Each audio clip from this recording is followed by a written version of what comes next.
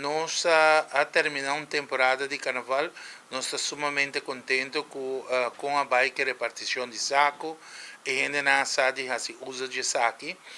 Então tem um problema chiquito que surge na São Nicolás, caminha com São Nicolás se queda turno na plata, per isso agora resolvi. Uma palavra de para na corpo policial, também na Selimar, que faz um tremendo trabalho na Couta Club e também Bureau City Inspector, que o pueblo aceitar esse saco para de 5 anos e nós podemos na final também caminho com toda gente a fazer bom uso de saco na aqui.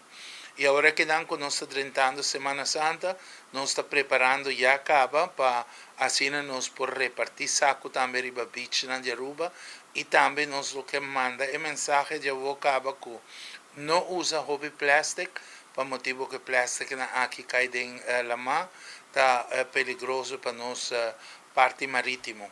Nós lo também controlando isso aí também e controlando tour e beach na ronda Aruba para lo qual que desperdício.